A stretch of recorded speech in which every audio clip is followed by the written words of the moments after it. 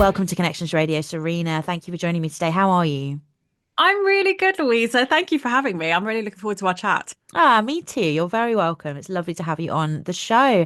Can you please begin by introducing us to your coaching style? Yes, so I am the aliveness coach, and the reason that I call myself the aliveness coach is because aliveness is really at the heart of everything that I do. We often find that we have issues with our lives when something rather dramatic happens, a big circumstance, a big trauma happens. And when that scenario happens, we feel very justified to get help, to have the trauma, to do what it is that we do. But there is a window of a a pull out there that is needed to be addressed. And that is that area of apathy that happens in a lot of people's lives. It is that window where you just feel that your aliveness is not there anymore. You've had it before. You know what it's like to be excited. You know what it's like to look forward to things. And yet you find yourself sort of caged in, both in your mind and physically, with just dealing with that everything is fine. And that's the people that I address. I address the people who can't be bothered to get out of bed, the ones that don't feel that they can complain because they don't have trauma with a capital T. They are just getting on with their lives.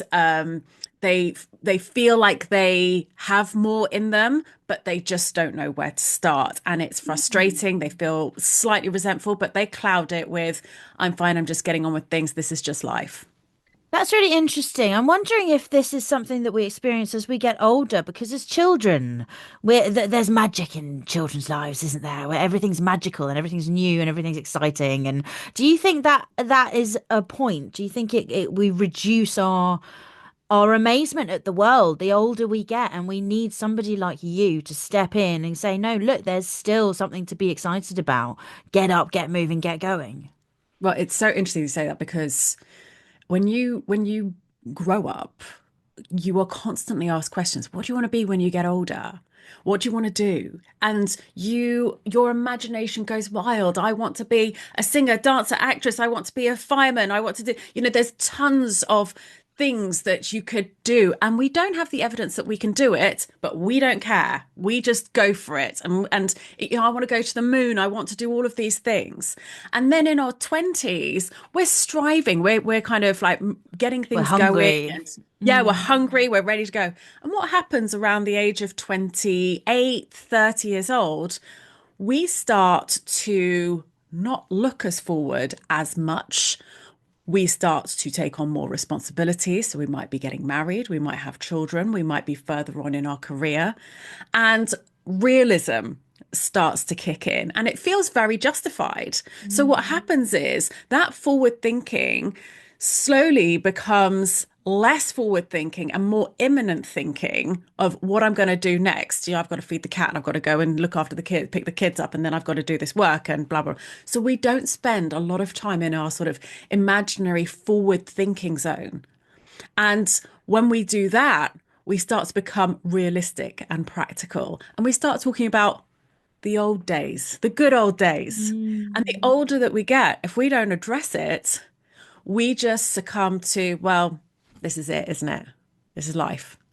I think that's a really interesting point you make. And how do we address this? Let's get into the granular of what you do now. How do you address this? And Well, yeah. first of all, you have to want to address it. You have to acknowledge it. I think what people struggle with a lot of the time is not having that acknowledgement because you feel like Dave, who's on the desk next to you is going through the same kind of thing. But Dave might not be going through the same kind of thing. If you're sitting at your desk and you can't wait for Friday drinks and your next holiday because you're just like, I just need to get through the day, just got 3 weeks to the holiday, live for the holiday, and oh God, I've got to go back to work. That's where the realization can come in. That feeling of like, there's a big difference between I don't want to get out of bed because it's nice and snuggly and I want to stay here. And versus, I really don't want to face the day, and having that on a consistent basis. Like we all have ups and downs, and it's not about having a perfect life. It's really about understanding, where am I going with this life? What am I doing? I've got one life. So, just to answer your question, how do you address it? First of all, you need to acknowledge it, Mm. because we kind of live life, and I talk about this quite a lot. So, as a breathwork instructor, as I was taught breathwork, my instructor said, "Well, none of us know how to breathe." I went, "Well, actually, everyone knows how to breathe. We're all talented in it. It keeps us alive." But what she was inferring was, yeah, we are kept alive by the oxygen that goes into our lungs at its bare minimum on autopilot. When you learn to breathe and really take in oxygen and really focus your breath into your body, you can experience a complete energy shift in your system. And it's the same with really making life happen. We all are living, we're living human beings, but to live intentionally is very, very different. And there's the difference is life is being done to us when we're on autopilot. And when we start to acknowledge it and address the fact that actually there's something in my life that I want to change. I don't know what it is yet, but I'm going to start to make shifts in order to do that. That's when we start being more intentional. And it doesn't mean that we need to have a massive dream, and it doesn't mean that we need to quit our job.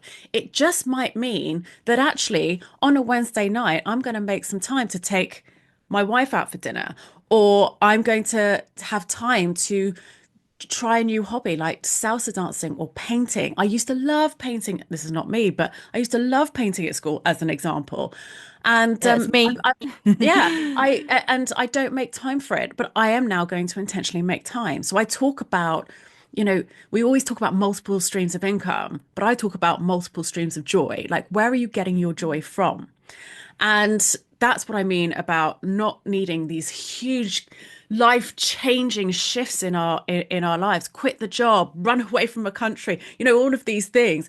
Actually, it's a mindset shift to reprioritize what's important, and that's the start. Because time is the only thing that we can't get back, isn't it?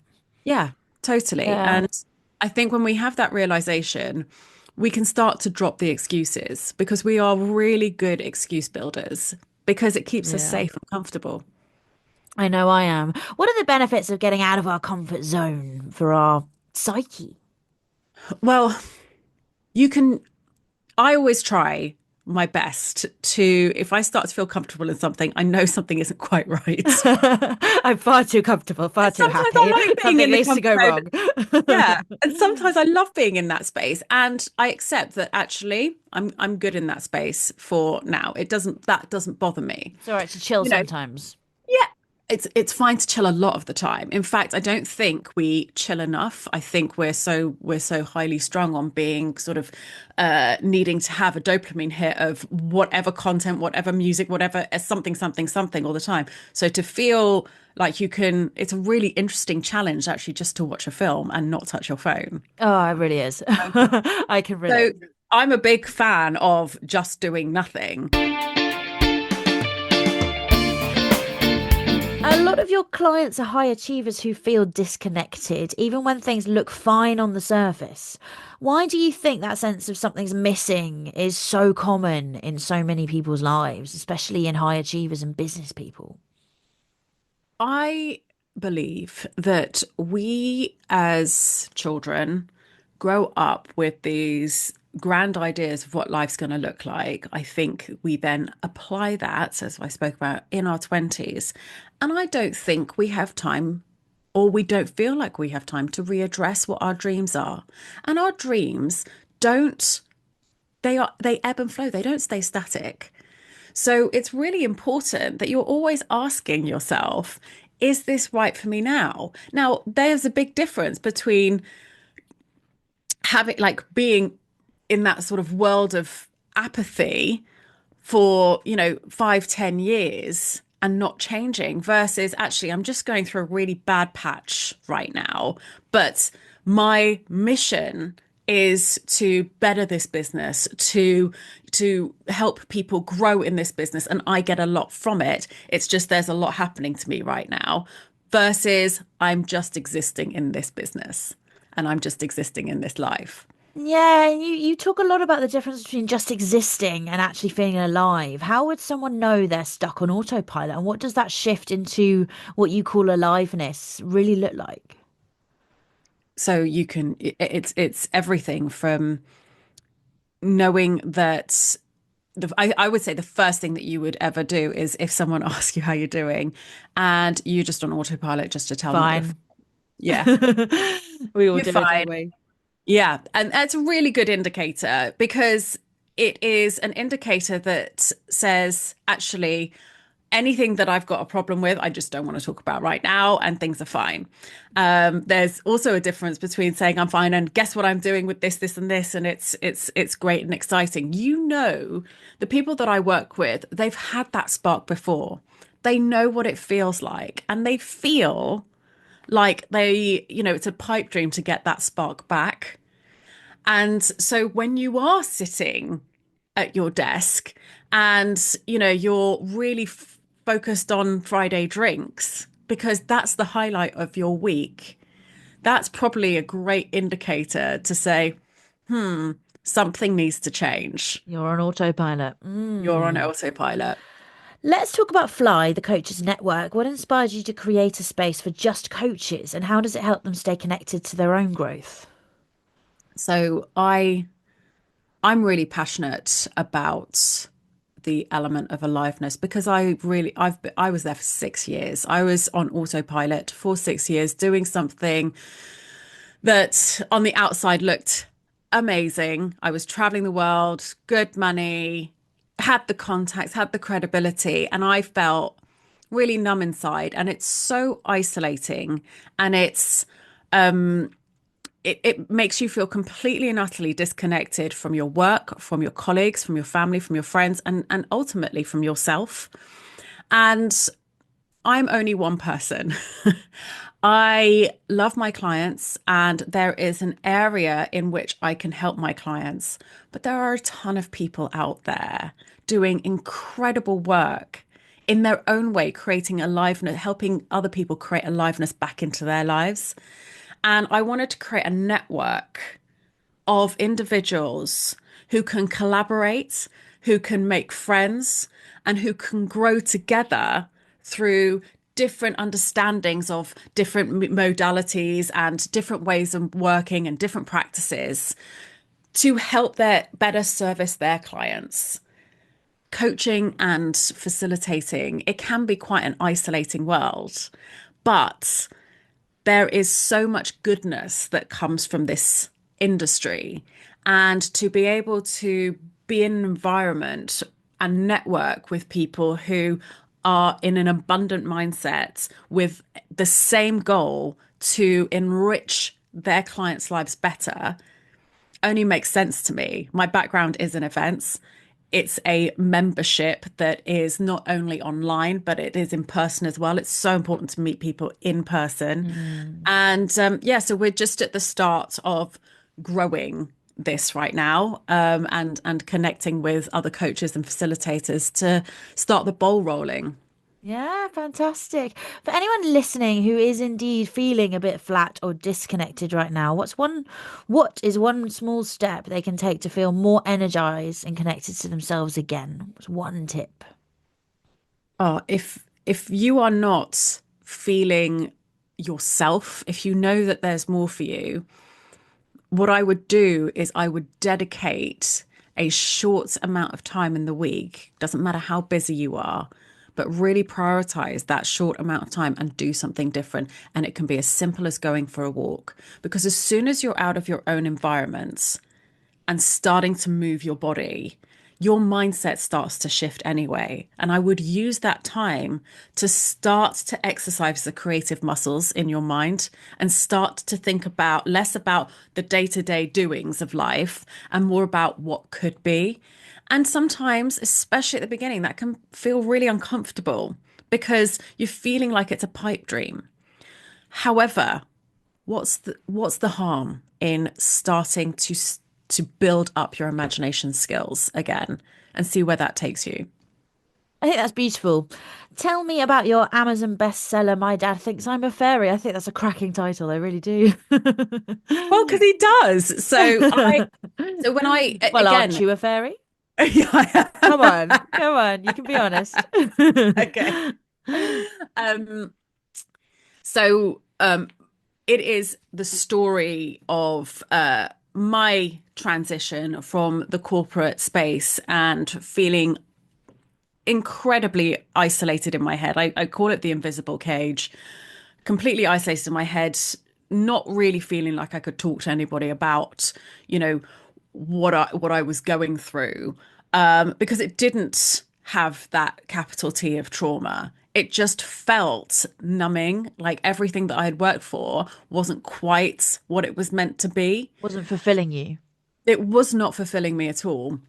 And as I started to transition into a different career, I started to meet more like-minded people from all different backgrounds, mums, people in the States, lots and lots of stories who had a similar feeling.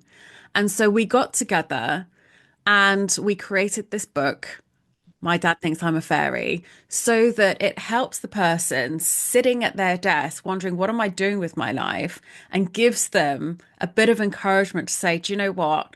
It's not like our lives are perfect. It's they're just different because we're following our purpose and we feel fulfilled. And that's the big difference between someone who's on one side of the fence and the other person that feels their aliveness. And I think you alluded to this earlier. It's not about waking up one morning and saying, right, I'm quitting my job. I'm leaving my husband. I'm ditching the kids. I'm moving to outer Mongolia. It's not about making those huge life changes that we sometimes feel when we're stuck in a bit of a rut. We feel like everything needs to change. When actually it's up here, isn't it? It's in your mind. That's where the change needs to occur. And do you agree that it's small changes? Maybe taking instead of having a cup of tea while you check your emails in the morning, have your cup of tea before you check your emails and sip that tea and really feel it going down and enjoy it and have a moment to yourself. Maybe a little bit of mindfulness in there. What do you think? Yeah, it's all different practices, and you need to find out what is your best practice because some people it's getting up at 5 Yeah. and going barefoot out into the garden and feeling the soil and watching the sunrise. For others it's the other time of the day where they switch off at 4 and say, right, I'm going to have an hour to myself and I'm going to meditate. And all of it is about we take care of our bodies, but what are you doing to take care of your mind? And so having that space of really being intentional about focusing on the minutiae, the birds tweeting, the rustle in the grass, those small things, and getting very, very present is very important in your daily routine. And I think what people get scared of is consistency and time. Do you know what? Something is better than nothing. So if you have 5 minutes to do it, it is better than nothing. And never skip twice. So if you can skip a day, fine, but don't skip 2 days. Fantastic. This reminds me of another episode. I think it was The Business of Growth with Joe Hinton. He was talking about finding your ikigai. Are you familiar with the ikigai? Yeah, I'm partially feeling really ikigai, yes. Yeah, okay. I just wondered if you had any words of wisdom on finding your ikigai. You just need to know we are hit with so many pieces of information from people who sometimes feel like they know more than you. Only you know you. And I think that's the key. Even in my journey in business, in this realm, it's been a journey to trust how I market myself, how I portray what it is that I'm saying without being told in order to make a sale or in order to, hit the mark, you need to be speaking about X, Y, and Z. And actually, the key is just being able to align it with who you are and what your mission is. So being able to trust yourself, and that could be trust yourself on silly things like getting a haircut or deciding how you're going to plan your day. You don't need someone to tell you all of these things. It's about your knowing inside. And that, for me, is the key to start building trust and build confidence. Sounds like the key to being a grown up as well. Because when we're children, we need to be told to keep us safe. Our brains aren't fully developed yet. We don't know about the dangers of the world, and we need to be told this is when you go to bed, this is when you go to school, this is when you eat. We grow up and nobody's telling us what to do. And it's such a common sort of thing that's thrown around, isn't it? That like adulting is hard because I don't know what I'm supposed to do. But only we can know what we're supposed to do for us. And it's about looking after ourselves, isn't it? Serena Dodd, I wish we didn't have to leave it there, but we do. Thank you for joining me on the business of getting connected. Where can we follow you online or get in touch for coaching services, more information, and your network, the Fly Network? Well, firstly, thanks, Louisa. I've really enjoyed our conversation today. Yeah, so you can go to my website. It's under construction, but it'll be up and live in a week or so. So that is serenadodd.com. I'm also on LinkedIn under Serena Dodd, and I am Serena Dodd at Instagram. Fantastic. Serena Dodd, once again, thank you. Really fascinating chat today. I've really enjoyed it. And have a lovely day, a joyful Thanks, day. Louisa. You too. Bye. Thank you.